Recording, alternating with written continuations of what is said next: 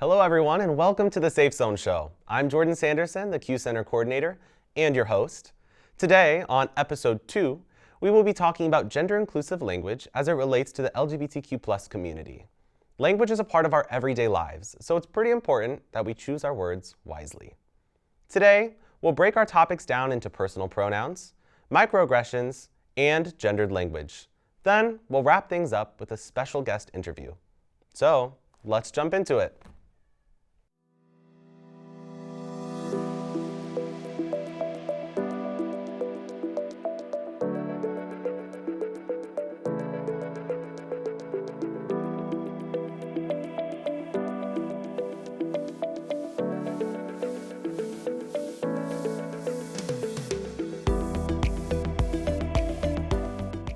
According to the Linguistic Society of America, inclusive language acknowledges diversity, conveys respect to all people, is sensitive to differences, and promotes equitable opportunities. Being inclusive in your language can indicate a certain level of respect to other people. Today, we'll be discussing 3 ways that you can be more LGBTQ+ inclusive with your language. First, let's talk about pronouns. Pronouns. So what are they?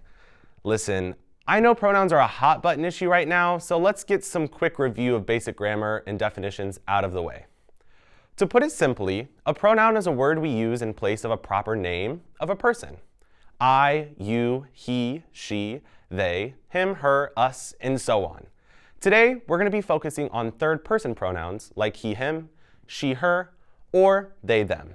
And by the way, the gender-neutral singular they is endorsed by Merriam-Webster Dictionary, APA, MLA, and Chicago Style.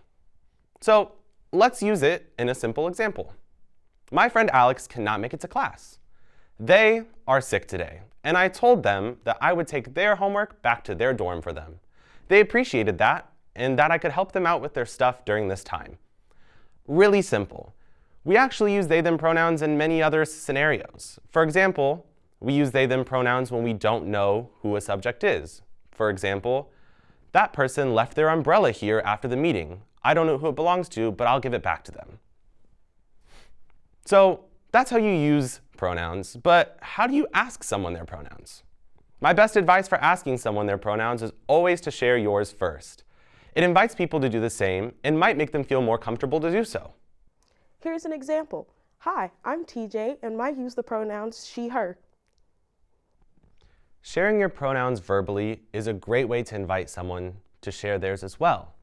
There's plenty of other ways to share your pronouns. As you can see in the lower thirds, my pronouns are he, him. You can share your pronouns on resumes, you can share your pronouns verbally, you can share your pronouns in email signatures, and plenty other places.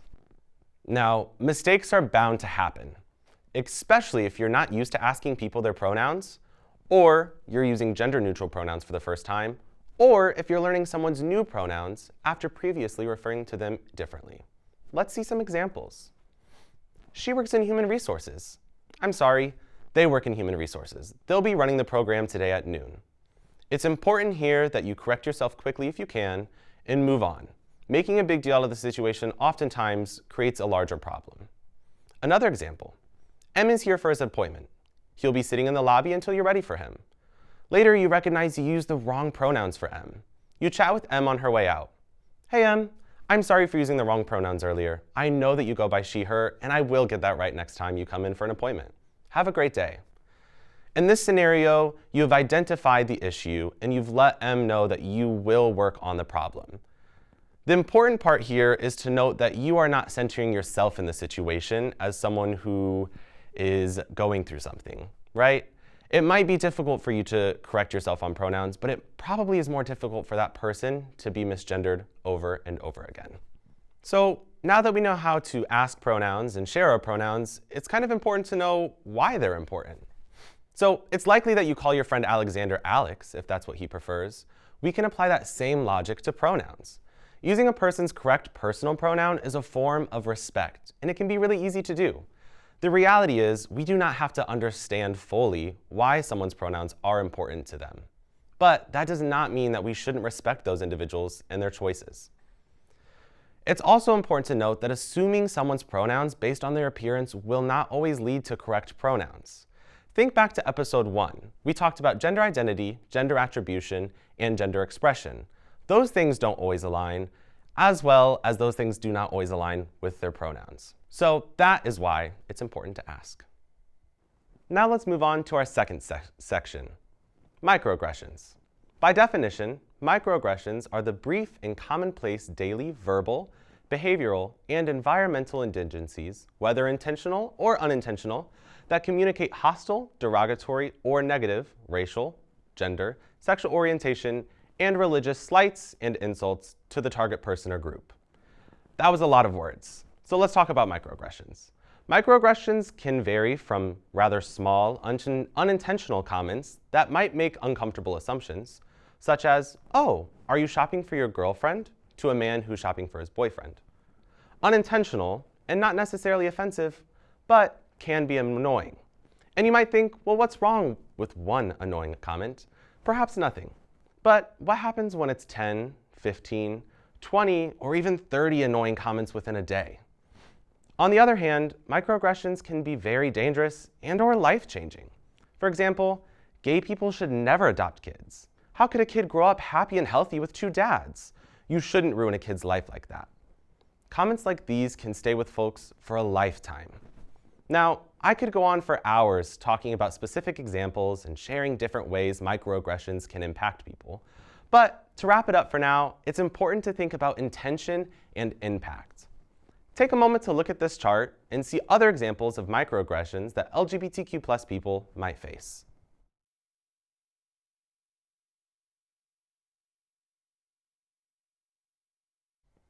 Now, to wrap it up, be intentional with your language. Are you saying what you really mean? Is it kind? Is it important? And is it necessary? Ask yourself these questions. Also, remember, just because you have good intentions does not mean the impact of your behavior or words will be well received. So finally, let's move on to some gender-inclusive tips. So, to introduce our next topic, we have a question from a good friend. Hey Jordan, I'm wondering if you have any tips on gender-neutral terms. I know a lot of our language is gendered and it can be hard to think of alternatives. Thanks, TJ. Here's a great chart for us to look at. Now, these aren't necessary changes that you need to make to your language, but they are a great start if you're looking for some ways to remove gender or gender bias from your conversations with others.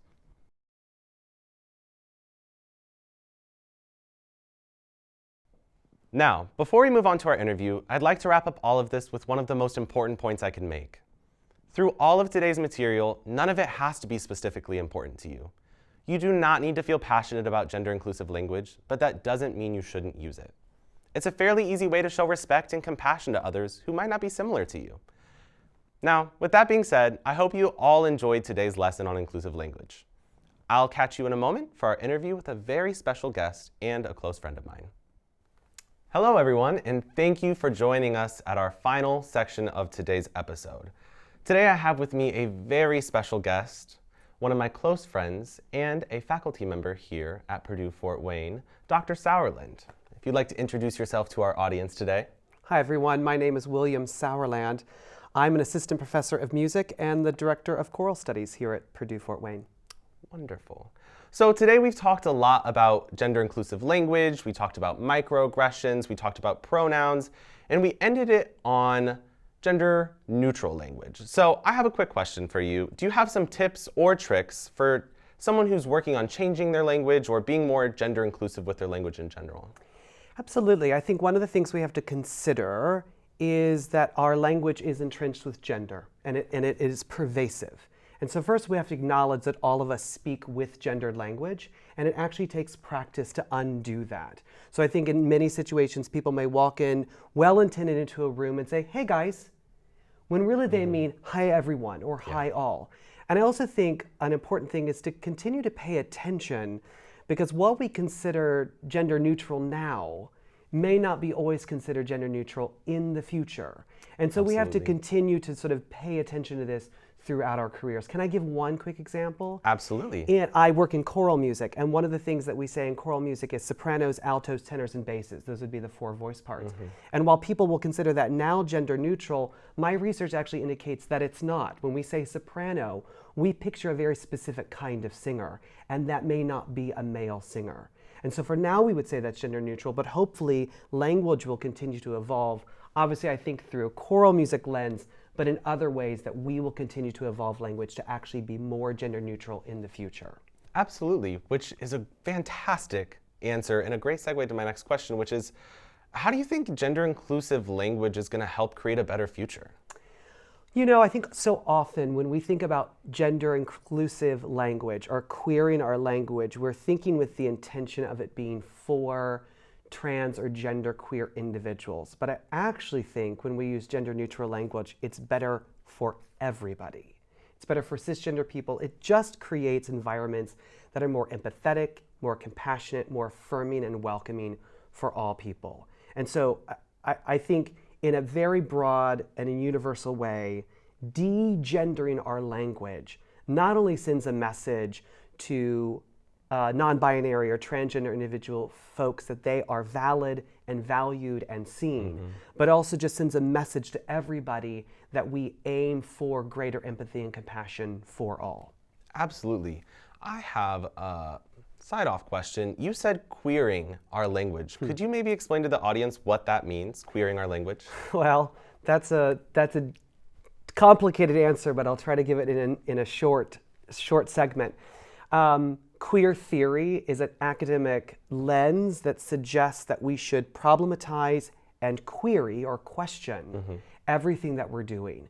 And so for me, to queer something is both to create more space for LGBTQ people in a particular framework, but also to question it and to be iterative in our inquiry of something so that we are continually making sure that everybody is welcome and affirmed under that paradigm or under that experience. Absolutely. Now I have one final question for you, and it's, what advice do you have, or what information do you think the viewers, the audience at home, should leave with today? What's one final piece of advice that they need in order to be a better LGBTQ+ ally when it comes to gender inclusive language? That's a really good question. I think even as a person who identifies as gay and genderqueer, I make mistakes. Absolutely. Right? As we talked about, it's pervasive. And so I think one thing is that we have to be gracious with ourselves. We need to give grace to others. We have to be prepared to apologize and make corrections on the spot, and to help our colleagues, our friends, also be better at our gender inclusive language. And I think sometimes we get frustrated, and so we put it aside, and we have to realize that language is a practice and a praxis. And so if we continue to practice it, we will get better at it, and others will as well. But we do have to practice that with grace. Absolutely. I think it's important to minimize defensiveness. You know, we all are going to make mistakes. So if we can recognize that and sit with that, we can all grow together. Absolutely. Absolutely. Well, Billy, I want to thank you for being here. I always cherish all of your knowledge and all of your wise words, and I'm really actually excited that the audience is going to be able to listen to them as well. So thank you for being with us today. To the audience at home, thank you for being with us as well. I appreciate you sticking it out for episode 2, and I hope to see you back on the next episode of The Safe Zone Show.